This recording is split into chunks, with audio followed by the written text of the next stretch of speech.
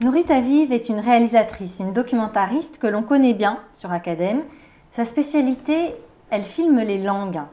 Langue des signes, langue juive, maternelle ou apprise, contestataire ou sacrée, renaissante ou oubliée. Son dernier film s'appelle « Des mots qui restent ». 6 participants nous y parlent d'idiomes qu'ils ont entendus enfants, judéo-espagnol, judéo-arabe, judéo-persan. Alors, question, quelles traces ces langues ont-elles laissées sur ces petits-enfants juifs devenus adultes? Nous recevons pour parler des mystères de ce documentaire Nourit Aviv elle-même et Jonas Sibony, linguiste, spécialiste du judéo-arabe, qui a travaillé sur ce film avec Nourit Aviv comme conseiller scientifique. Merci beaucoup à tous les deux d'être là. Merci à vous. Il y avait cette autre langue qu'elle ne nommait jamais, qui n'était jamais nommée, et qu'elle parlait au téléphone avec certaines personnes de la famille. Et moi, j'écoutais aux portes, curieuse. En casa siempre se habló jaquetía. La jaquetía, la lengua judeo-española del norte de Marruecos.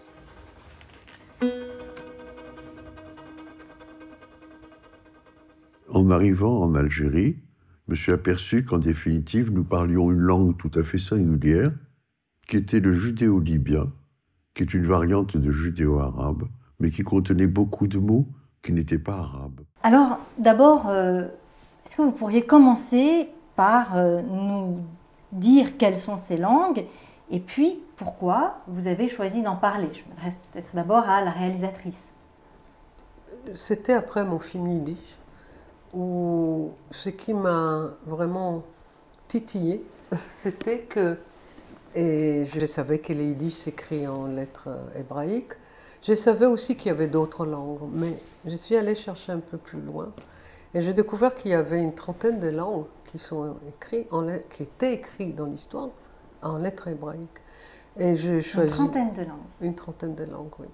Écrites en lettres hébraïques à un moment donné dans l'histoire, hein, pas toujours au même moment. Et que je me suis dit, je vais aller chercher des gens, je vais chercher parmi ces langues, des langues qui circulent encore d'une manière ou d'une autre, et des gens qui savent dire des choses intéressantes. Donc c'est pas par les langues, si c'était langue ou telle langue, c'est via ces langues de gens qui disent des choses intéressantes sur les traces qu'ils laissent des mots, les langues dans leur vie à eux, parce que c'est des gens qui se sont tous exprimés d'une manière ou d'une autre. Et je trouve, dans le film, il y a 6 personnages et il n'y en a que 2 pour qui c'est une langue maternelle. Oui, c'est Aldo Naouri et Lina Salem. Les autres, c'est la génération d'après, qui ont gardé en eux les mots. Et les mots, les ont travaillés et ont fabriqué autre chose. Et il y a même Jonas qui va peut-être lui m'a raconté que c'est même pas la génération d'avant, c'est la génération d'avant encore, et que c'est son grand-père, il l'a même pas rencontré. Et c'est peut-être, moi je crois, et c'est lui qui dit, c'est présence de ses grands-pères. Mais c'est peut-être Jonas. Alors oui, justement, parce que beaucoup de personnages ont gardé certains mots, que vous leur faites d'ailleurs dire. Vous avez retrouvé des mots, vous les avez même découverts, puisque vous avez appris le ou les judéo-arabes. Est-ce que vous pouvez nous en parler? Peut-être juste commencer par nous dire, puisque vous êtes spécialiste des dialectes judéo-arabes, ce que c'est que le judéo-arabe. Est-ce qu'on peut parler d'un ou est-ce qu'il y a plusieurs judéo-arabes? Il y en a plusieurs, effectivement. En fait, il y a quasiment autant de variétés de judéo-arabes qu'il y a de variétés d'arabes. Concrètement, là où il y a eu une communauté juive arabophone, elle a parlé une variante, une version juive du parler arabe local. Donc il y en a des dizaines et des dizaines. Et oui, il y a une trentaine de langues qui s'écrivent en caractère hébreu, peut-être même plus, puisqu'au moins une trentaine de variétés d'arabe qui s'écrivent en caractère hébreu. D'ailleurs, dans le monde de l'université, on préfère en général parler arabes des communautés juives plutôt que de parler de judéo-arabes parce qu'on pourrait mal identifier l'objet linguistique dont il s'agit.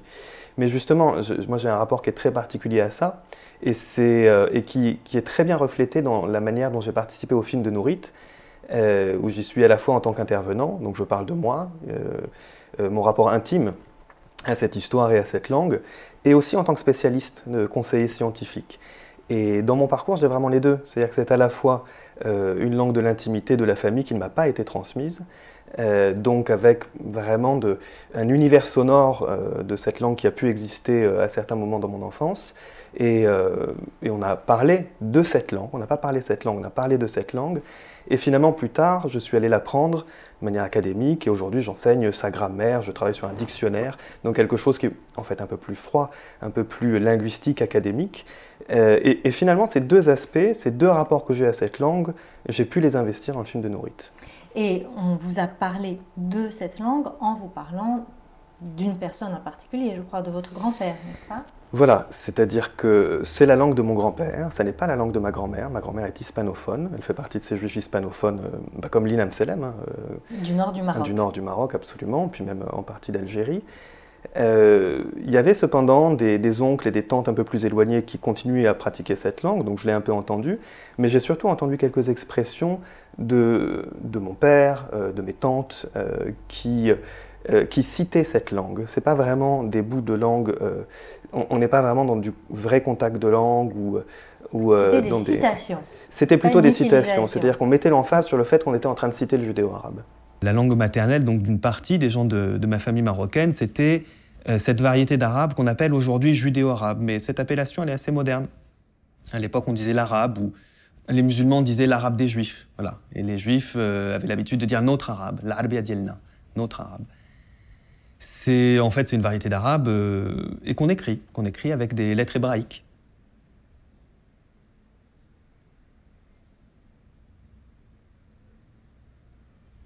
Cette expression judéo-arabe, la première fois que je l'ai entendue, c'était en fait assez tard. C'était à Montpellier, autour de mes 13 ans, puisque c'est quand je préparais ma bar mitzvah, donc un petit peu avant.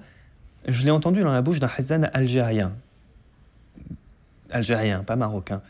Et c'est-à-dire le chantre de la synagogue, le Hassan. Déjà, c'est lui qui m'a appris à lire et à écrire l'hébreu. Et c'est aussi lui qui m'a fait savoir qu'on pouvait chanter et prier en arabe dialectal, en judéo-arabe. C'est-à-dire, en fait, chanter et prier dans sa langue maternelle de juif maghrébin. Cette variété-là d'arabe dialectal. Pour moi, c'est des choses qui sont toujours indissociables. Cet hébreu, qui est la langue de la prière habituelle, et cet arabe-là, le judéo-arabe. En fait, je crois que dans mon parcours, à chaque fois que je suis allé vers de l'hébreu, je suis tombé sur de l'arabe. Ça va ensemble. Et quelle est l'importance, c'est une question encore peut-être un petit peu académique, mais pour nous situer les choses, quelle est l'importance de ces langues dans l'histoire juive? C'est une question qui est compliquée, ça dépend ce qu'on met derrière importance. On a, à l'époque médiévale, toute une littérature qui est écrite, en fait pas directement dans les mêmes langues, mais dans d'autres variétés d'arabe de l'époque médiévale, d'ailleurs des variétés plus littéraires, plus classiques. On a eu un moment au début de l'expansion du monde arabo-musulman où la majeure partie des juifs du monde vivaient dans ce monde-là et baignaient dans un univers d'arabophonie, que ce soit en Mésopotamie ou plus tard en Andalousie. Donc on a toute une partie de la littérature de l'érudition juive qui est écrite en arabe, en caractère hébreu. Et est-ce qu'il y aurait aussi des judéo-italiens, judéo-français? Oui, bien sûr. Absolument, d'accord. Donc partout où les juifs ont été, ils ont développé avec des caractères hébraïques, et c'est ce qui vous a frappé, Nourit Aviv, leur propre langue. La langue dont vous parliez dans votre précédent documentaire, le yiddish, survit de nos jours. Qu'en est-il des langues dont vous parlez dans ce nouveau film? La question historique, ce n'est pas celle que j'ai traitée, et peut-être Jonas pourrait après répondre plus précisément. Moi, en cours de route, j'ai pensé au départ que j'ai fait un film, après il est devenu peut-être un peu un autre, mais avant que je commence à tourner, pas pendant. Et que ce qui m'a intéressé vraiment, comment les langues qui sont parfois les langues, qui n'est pas les langues maternelles des intervenants, à part les deux qu'on a cités. C'est une génération plus tard, une génération encore plus tard. Et comment elles laissent leurs traces et qu'est-ce que ces traces fabriquent, hein, c'est-à-dire, et comment ça reste et quelle forme ça prend. Parce que ce qui m'a intéressé, comment les gens que j'ai rencontrés ont créé autre chose avec des tournures et des tournures. C'est-à-dire, il y a Anna Angelopoulos qui ne savait même pas que sa mère était juive et que découvre la langue, et va faire des tours et des tours via des traductions d'une anglaise. Je ne raconte pas les films, mais elle va arriver tard dans sa vie par des tours et des tours. Et beaucoup de traductions, hein, parce qu'elle ne connaissait pas la langue, c'était une langue interdite pour elle. Elle l'apprend parce qu'elle était interprète au Parlement européen. Et elle va chercher, comme elle était spécialiste de conte oral, elle va chercher le conte oral traduit par une anglaise. Vous voyez combien de langues il y a pour arriver à trouver la langue de sa mère. La langue de sa mère. Il y a Anat Pik qui a même pas le mot et l'intonation, la mélodie, la musique de mots. Mais elle l'a entendu. Hein, elle l'a entendu, mais elle n'a pas parlé. Le judéo-persan. Elle est judéo-persan, mais ce qui est important, qu'elle n'a pas entendu, mais qu'elle en fait une musique, elle invente une musique non-verbale, qui est une langue musicale à elle, à partir de cette poésie sur les... À partir de l'intonation, elle insiste, c'est l'intonation. Et même on entend quand Anat chante, donc c'est chante sans mots, et si on écoute bien, on entend la conversation entre la mère et la fille, c'est-à-dire la grand-mère et la mère. הזיכרונות שלי מהמלל שהיה שם ומהחומרים שצפו שם, הם זיכרונות שמערבבים מזון ודיבור. אכילה, שימוש בפה כפול, אכילה ודיבור, ביטוי, גריסה של חומר ממשי, וגריסה של המילה, ממש, אכילה שלו, טעימה של המילה. Sur cette question historique, qu'est-ce que vous en pensez, Jonas Sibony? Les langues, toutes ces langues qui sont présentées dans le film, que deviennent-elles, que deviendront-elles? Alors là, je reprends ma casquette de linguiste, et c'est une langue, surtout quand c'est une langue de famille, et ce qui est souvent le cas des langues juives, elle a besoin elle évolue dans un milieu, dans un quartier juif ou dans une communauté, donc il faut pour ça que ce soit la langue de tout le monde, pour qu'elle ait une vie, une actualité, et voilà, une langue c'est vivant. Pour le judéo-arabe, à partir du moment où il n'y a plus ces communautés juives entièrement arabophones, la vie dans le Mellah au Maroc, dans le quartier juif, etc., elle n'a aucune chance de survivre. Concrètement, bon, mais d'ailleurs, ça peut presque poser la question du yiddish également. Le yiddish survit grâce à l'effort de passionnés, principalement. Pas Sauf seulement. dans les quartiers Sauf dans les quartiers racidiques, absolument. Et c'est ça, la grande différence qu'il y a avec le judéo-arabe, le judéo-espagnol et le judéo-persan, c'est que puisqu'il n'y a plus cette vie dans le quartier juif, on va avoir des poches, des endroits dans lesquels certaines familles continuent à essayer, plus en Israël qu'en France d'ailleurs, à faire survivre un petit peu, mais on est quand même sur quelque chose, voilà, de l'ordre de la survie, et pas est-ce qu'il y a vraiment un avenir pour ces langues? À mon avis, non. Alors, vous parlez à propos justement de la force qui faiblit peut-être de ces langues, vous parlez dans le documentaire Nourit Aviv de ces langues écrites dans des lettres hébraïques qui, je vous cite, au fil du temps, ont peu à peu perdu leur usage et leur force. C'est une formule qui m'a interpellée. Qu'est-ce que vous voulez dire par là? Vous savez, là, je parle de la force dans des formules magiques. Hein. Je parle sous la surveillance. C'est-à-dire que parfois, telle amulette, quand on dit qu'elle a perdu sa force, elle est plus active. Elle est plus active. Hein. Et qu'elles avaient... C'est-à-dire que derrière moi, pour moi, il y avait cette force-là, mais aussi la force qu'elles avaient. C'est-à-dire, quand on parle au quotidien, la force, c'est-à-dire on l'utilisait moins. Et du coup, elles avaient moins de force. Hein. Et justement, ces mots, alors vous faites prononcer à vos 6 personnages, dont vous, Jonas Sibony, des mots choisis par chacun dans des domaines de la vie différents. Hein. Ça peut être des salutations, ça peut être des mots reliés à la cuisine. Vous faites prononcer des mots qui sont évocateurs, qui deviennent presque eux-mêmes des objets, j'ai eu l'impression, qui sont parfois des mots interdits, cachés, en particulier dans le cas de l'une de vos participantes, Anna Angelopoulos, qui est devenue psychanalyste. J'ai l'impression que vous vous intéressez, comme vous l'avez dit, aux traces laissées par ces mots sur les enfants devenus adultes, et que vous preniez peut-être un prisme un peu psychanalytique. Alors, pourquoi ce choix? Parce que dans le précédent documentaire, Yiddish, vous utilisiez plutôt le prisme littéraire ou politique pour parler de l'investissement par les participants de cette langue. Là, pourquoi ce choix d'une autre science sociale? Dans le Yiddish, pour moi, c'était, parce que je me mets comme ça des partis pris au départ, pour moi, au départ, Yiddish était la passion et la rencontre avec une langue que tous les intervenants de Yiddish ne parlaient pas et n'ont pas entendu dans leur enfance. Même pas entendu.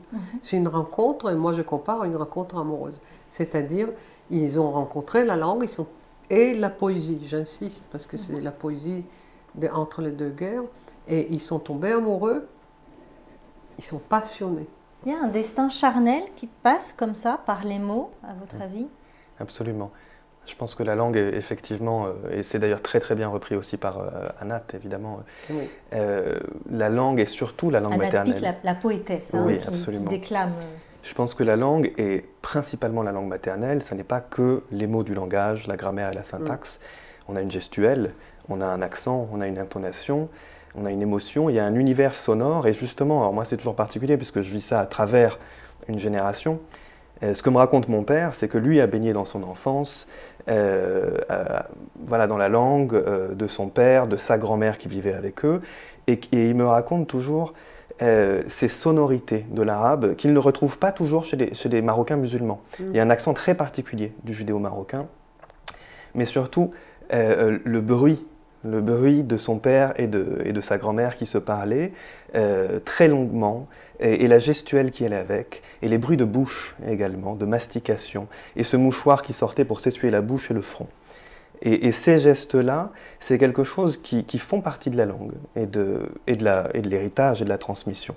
Et des expressions corporelles, en fait. Oui, c'est ça, la communication, en fait, qui va avec, et la filiation, et le lien qu'il y a derrière ça. Et c'est intéressant justement que c'est peut-être encore plus fort, c'est ce qu'ils disent les deux, et ce que tu dis là, c'est plus fort qu'on ne comprend pas le sens. Tout à fait. Parce que ce qui reste, c'est beaucoup plus, mais c'est formidable ce que tu racontes, et plus l'intonation, la mélodie, les mouvements, là il dit le mouvement corporel, Zohar l'a dit, et on a parlé, elle a dit que c'est comme des amulettes. Oui, parce que justement, ce qui est très intéressant, et c'est un point que je voudrais aborder maintenant avec vous, c'est que ces mots, dans le film, ne sont plus des signes. En un sens, ce sont effectivement devenus des sortes d'amulettes. Des signes, mais pas des signes peut-être des langues des signes. Hein. Oui, ou alors, en tout cas, ce ne sont plus vraiment des signifiants. Ils ne signifient plus vraiment quelque chose en tant que signe. On dirait plutôt qu'ils transportent quelque chose, qui se transmettent peut-être effectivement comme un objet ou comme quelque chose de plus intime, hein, effectivement, comme quelque chose venu du corps. D'ailleurs, l'écrivain en parle particulièrement. Et aussi Anat. Anat en parle aussi. Anat Pik dit que pour elle, comme c'était les deux femmes qui parlaient entre elles dans la cuisine et qui faisaient en même temps à manger, qu'elle les mangeait et les parlait étaient complètement liés et que c'était via la bouche. Et elle dit aujourd'hui, quand elle fait sa musique, qui n'a pas de mots mais qui a des mélodies, elle dit que elle goûte sa musique via la bouche. De nouveau, On ça revient revient, effectivement à un rapport maternel, c'est ce que vous disiez, mais là, très archaïque. très archaïque, ancien. corporel.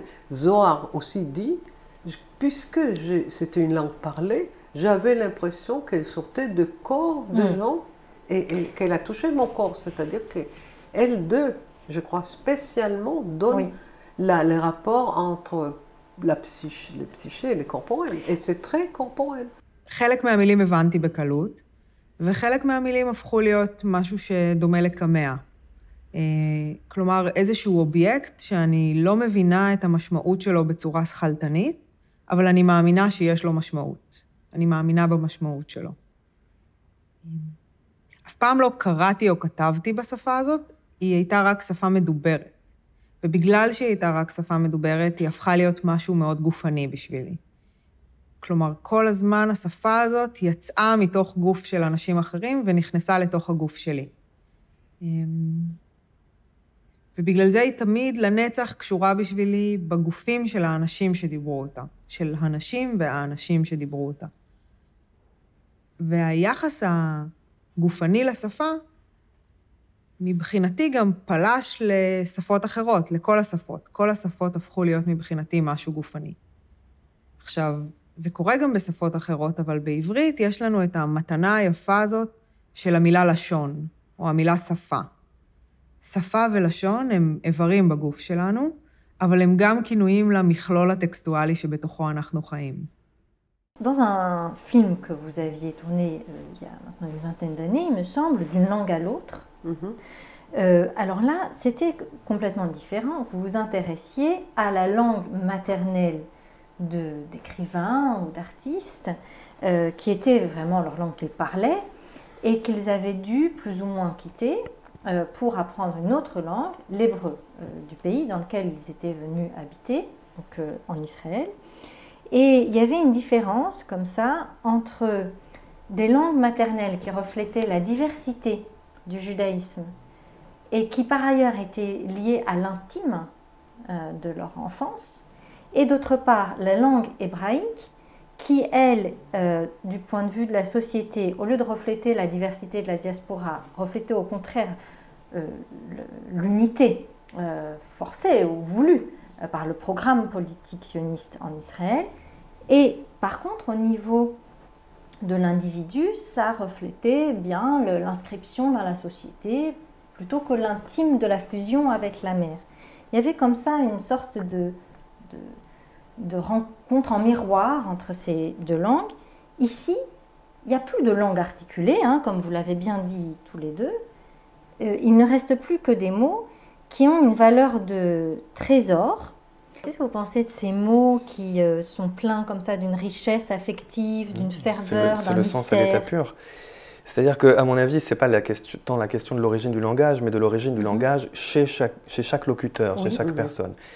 C'est-à-dire que la langue maternelle, c'est vraiment le sens à l'état pur. C'est le son qui atteint directement par le sens l'enfant qui apprend à parler. Ensuite, et c'est d'ailleurs, c'est la chute, c'est la première chute de la vie, le moment où on commence à se structurer par le langage.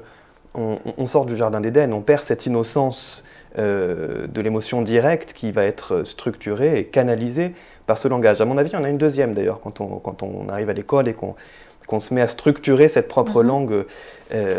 Mais là, ce qu'il y a de magnifique, c'est que on est aussi chez beaucoup de locuteurs qui sont passés, qui se sont orthographiés, qui se sont alphabétisés dans une autre langue, qui n'est pas la langue dont on parle. Donc la langue dont on parle a gardé quelque chose de cet ordre-là, du sens direct et de l'émotion. Archaïque au niveau individuel. Intemporel, j'aurais dit, plus qu'archaïque. Ouais, j'aurais plutôt dit ça comme ça. Sur le langage lui-même comme créateur d'humanité, en fait, en un sens. Oui, le langage qui est là pour expliquer, pour cadrer un petit peu justement tout ce qui est direct comme ça dans le lien entre les gens, dans l'émotion, dans la communication, et quelque chose qui va se préciser petit à petit, plus le langage s'élabore, plus on prend de la distance en fait avec tout ça. Et c'est en ça que c'est extrêmement intime ce que Nourit raconte dans son film, puisqu'on est dans la recherche de ce qu'il y a eu avant qu'on le précise et qu'on prenne de la distance avec toutes ces choses-là. Merci beaucoup à tous les deux.